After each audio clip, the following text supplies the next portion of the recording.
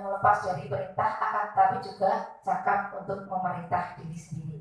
Kembali lagi mengontrol diri sendiri. Begitu ya Bapak Ibu? Bisa lanjut? Lanjut. Nah, ini. Pernahkah Bapak Ibu memberikan hadiah kepada siswa yang nilainya bagus? Nah, sering. Ternyata memberikan hadiah kepada anak, memberikan itu ternyata ada dampak negatifnya. Yang pertama, pengaruh jangka pendek dan jangka panjang. Penghargaan itu adalah menghukum. Jadi kalau istilahnya menghukum itu adalah penghargaan itu adalah menghukum secara halus nih Pak Ramli. Jadi istilahnya seperti itu. Terus kemudian penghargaan mengurangi ketepatan, penghargaan tidak efektif, penghargaan merusak hubungan. Kemudian penghargaan menurunkan kualitas, penghargaan mematikan kreativitas, penghargaan mengurangi motivasi intrinsik. Nah, kemudian dengan cara apa untuk menghargai anak? Nah, dan memberikan apresiasi pengakuan perlu diingat beberapa berikut.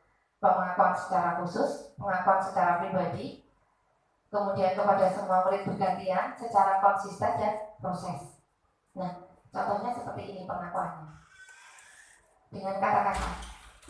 Kemarin saya perhatikan rasa empatimu besar sekali pada saat menolong murid baru di kelas kita. Nah, itu adalah salah satu bentuk pengakuan atau apresiasi yang dapat meningkatkan kepercayaan diri anak dan meningkatkan budaya positif anak. Saya menghargai kepedulianmu pada saat kamu bantu teman-temanmu di tugas kelompok. Nah, itu kata-kata positif seperti itu Bapak Ibu. Terus, terima kasih untuk rasa tanggung jawabmu pada saat kamu memungut kertas-kertas yang berserakan di lantai. Itu kata-kata sederhana, tapi di anak itu akan suatu penghargaan yang luar biasa. Makanya kalau ada istilah seperti ini, nek ngomong sing apik-apik, karena ucapan adalah doa.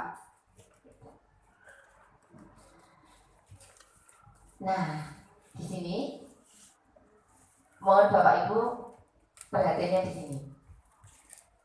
Dari 1, 2, 3, 4, 5, 6, 7 ini termasuk hukuman atau konsekuensi. Yang pertama, mencatat 100 kali di dalam buku kalimat saya tidak akan terlambat lagi karena terlambat sekolah. Ini termasuk hukuman atau konsekuensi Bapak Ibu? Hukuman. Oke. Terus, lari mengelilingi lapangan basket 2 kali karena terlambat jadi di sekolah. Hukuman. Murid diminta push up 15 kali tidak menggunakan masker sekolah. Hukuman lagi. Membersihkan tumpuan air di meja tulis karena tersenggol pada saat belajar. Oh, yang menggantikan kertas tugas teman yang telah dicoret-coret. Konsekuensi. Nah, membersihkan tumpuan air di meja tadi. Konsekuensi. Murid disuruh untuk mengenakan sepatu sehari di sekolah karena tidak menggunakan sepatu hitam. Apa ini? Hukuman atau konsekuensi Bapak Ibu? Hukuman. Lari mengelilingi lapangan basket 2 kali karena terlambat 10 menit untuk pelajaran PJOK. Hukuman. Oke. Jawabannya jreng-jreng. Nah, ini yang namanya hukuman itu adalah sesuatu yang istilahnya biasanya spontan, tanpa ada perjanjian seperti itu dulu. Ini mencatat 100 kali di dalam buku kalimat saya tidak akan terlambat lagi ke sekolah karena terlambat sekolah. Ini hukuman. Lari mengelilingi lapangan basket 2 kali karena terlambat di sekolah. Hukuman. Murid diminta untuk push up. Ini juga hukuman. Dan menggantikan kertas, konsekuensi. Membersihkan tumpuan air di meja tulis, konsekuensi.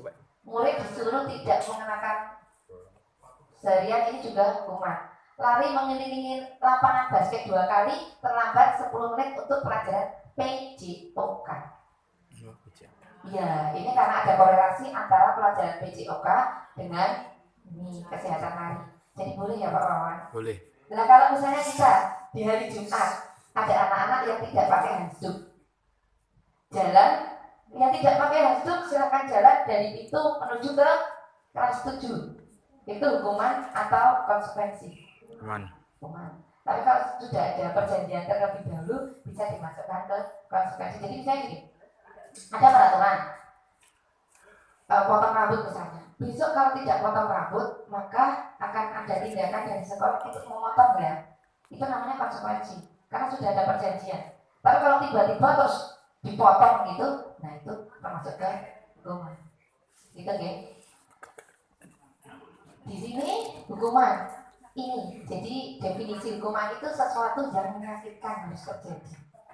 Terus membuat anak sakit fisik maupun hati untuk jangka waktu lama. Ingat sekali Bapak Ibu waktu menjadi murid pernah dihukum oleh Bapak Ibu gurunya? Pernah. Sampai sekarang masih teringat tidak Bapak Ibu? Ingat. Kalau kita berpikir positif, oh beliaunya menghukum saya untuk mendapatkan hal yang baik. Tapi kalau misalnya kita ada dendam, bukan kita, mereka ada dendam, kan beda lagi gitu. Gitu ya. Jadi akan menyebabkan ini sakit fisik atau hati dengan jangka waktu.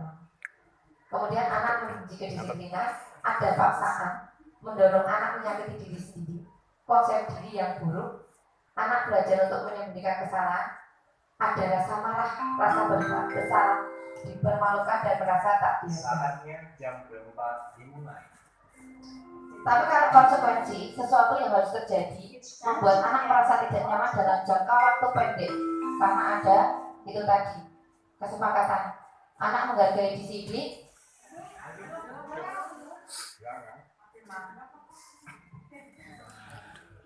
Kok banyak sekali. Mendorong anak agar semudah menyesuaikan diri, kemudian konsep diri yang baik, kemudian anak belajar untuk mematuhi peraturan dan kehilangan hak, dibuat tidak nyaman, diasingkan untuk sementara. Nah hukuman tadi kita selalu ingat. Saya pun masih TK itu dihukum guru TK saya sampai sekarang masih ingat. Tapi demi kebaikan kita tentunya. Lanjut, kemudian, nah, kalau restitusi ini sudah tingkatannya beda lagi dengan hukuman sama yang konsekuensi. Jadi hukuman, kemudian konsekuensi, baru restitusi. Nah, restitusi ini adalah proses menciptakan kondisi bagi murid untuk memperbaiki kesalahan mereka, sehingga mereka bisa kembali pada kelompok mereka dengan karakter yang lebih kuat.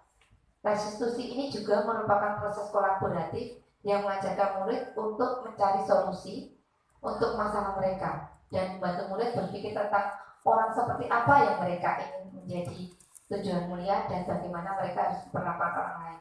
Restitusi ini benar-benar sudah ada di dalam diri, tapi kita tetap nanti memantaunya nanti ada di dalam restitusi. Oke, ini dia. Kalau identitas gagalnya itu hukuman, identitas suksesnya bisa dengan konsekuensi dan restitusi. Kalau konsekuensi kan sesuatu, kalau hukuman kan sesuatu yang menyakitkan harus terjadi. Kalau konsekuensi itu sesuatu harus terjadi. Restitusi merupakan pilihan. Oke, nanti kita bisa lebih lanjut. Nah, 9 ciri restitusi. Restitusi itu bukan untuk menebus kesalahan, namun untuk belajar dari kesalahan. Kemudian yang kedua, memperbaiki memperbaiki hubungan. Yang ketiga, tawaran, bukan paksaan. Yang keempat, restitusi itu menuntut untuk melihat ke dalam diri. Yang kelima, restitusi mencari kebutuhan dasar yang mendasari tindakan. Kemudian yang keenam adalah cara yang paling baik. Yang ketujuh, restitusi fokus pada karakter, bukan tindakan. Terus restitusi di sini fokus pada solusi. Kemudian restitusi mengembalikan murid yang berbuat salah pada kelompoknya.